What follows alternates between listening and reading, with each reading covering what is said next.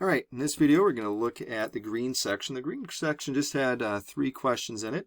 But let's look at the first one here. So to list all the possible rational solutions, we're going to use that rational root theorem, which says that we start with the constant, in which case is 5, and then in the denominator we're going to have the factors of our coefficient, which would be our leading coefficient, which would be 2. And so the factors of 5 are plus or minus 1 and plus or minus 5. Factors of 2 are plus or minus 1 and plus or minus 2. So we're just going to look at all the possible ways that we could create a fraction out of these factors. And so let's start with 1 in the numerator. So we could have plus or minus 1 over 1, which would just be 1. Or we could have plus or minus 1 over 2, which we just leave as 1/2. Then let's go to the 5 in the numerator. So we could have plus or minus 5 over 1, which is just 5. Or we could have plus or minus 5 over 2. That doesn't reduce, so we would just leave it as 5/2. So those would be the 8 possible rational solutions. It doesn't mean that they're all rational solutions. It doesn't mean that any of them are, because it could be that all of the solutions maybe are non-real solutions. This is just telling us all of them that would be rational solutions.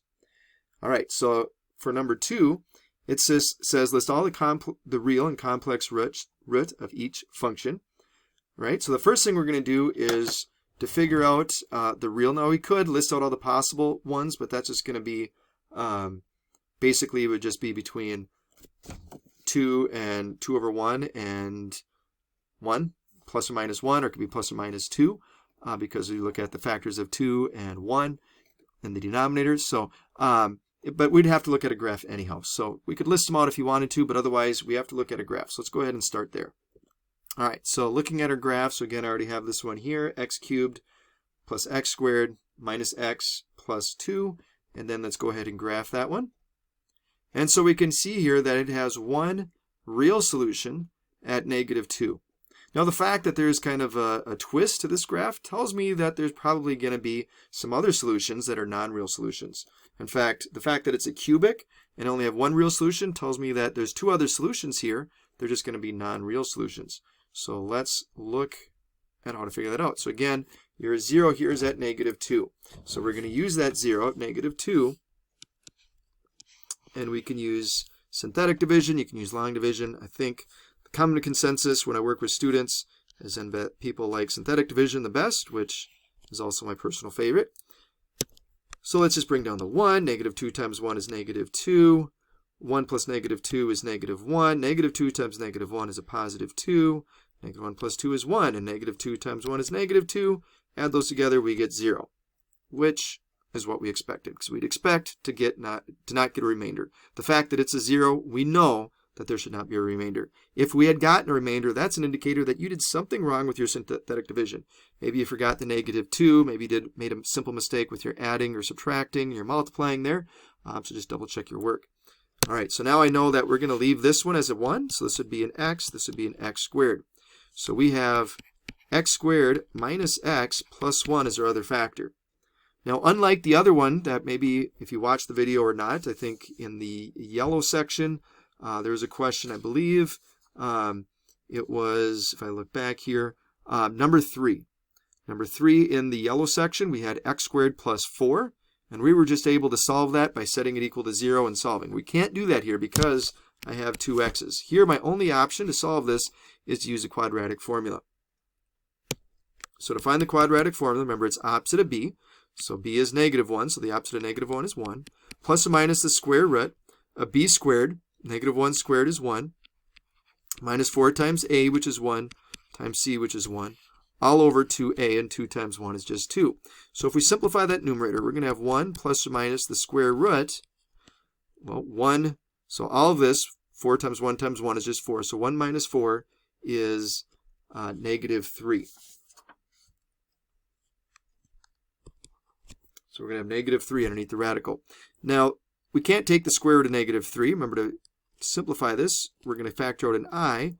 And that makes that now a positive 3. And the square root of 3, we can't simplify that either. So this is going to be your answer. Your answer is going to be 1 plus or minus I square root of 3 all over 2. Or if you wanted to break that apart, you could say it's 1/2 plus or minus I square root of 3 over 2 that way. So either one of those would be the correct answer for number 2. All right, let's look at number 3. What is the equation of a polynomial r in factored form? So that's a key there, factored form. We don't have to actually multiply everything together. That has a 0 at 4 plus square root of 5 and 3i. Okay, so we have these two.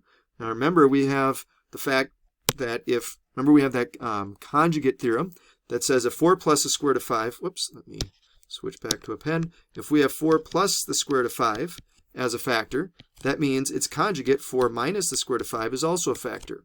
If we have a non-real solution like 3i, that means it's complex conjugate. So we can look at this as being 0 plus 3i. So the complex conjugate of that would be 0 minus 3i, or just negative 3i, would also be a 0. Now we got to figure out, well, what would be the factored form?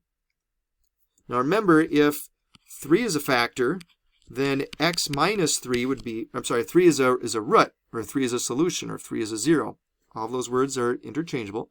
So if 3 is a 0, that means the factor x minus 3 would give us that 0. Because if you set that equal to 0 and solve it, you would get 3 as your answer. So what I'm getting at is no matter what our 0 is, let's say if we called it c, x minus c would be the factor. So if we were to put this in factored form, we would have x minus 4 plus the square root of 5. Then we would have x minus 4 minus the square root of 5. We'll simplify this in a second. And then we would have x minus 3i. And then x minus negative 3i would become x plus 3i. So now let's fix these two pieces. So this, if we distribute the negative through, we would have x minus 4 minus the square root of 5. There's nothing we can do to simplify that. That would just stay x minus 4 minus the square root of 5. And then the other one, if I distribute the negative through, would be x minus 4 plus the square root of 5. And then we would have x minus 3i and x plus 3i. Now, I'm looking at the answer key, and I notice that the answer key had x minus 1 instead of x minus 4 at the beginning. So that's a typo, or a righto, however you want to look at it. So maybe that's why there's so many people that had a question on this one. Maybe you're wondering why that was x minus 1. So that was a mistake that the person that made the key didn't catch. So this would be the correct answer. So if you had all of this originally, then yes, you did this one correctly. So that's it for the green section. So hopefully you're able to watch all the sections. If not, go back and watch the ones that you need to. And good luck on the test.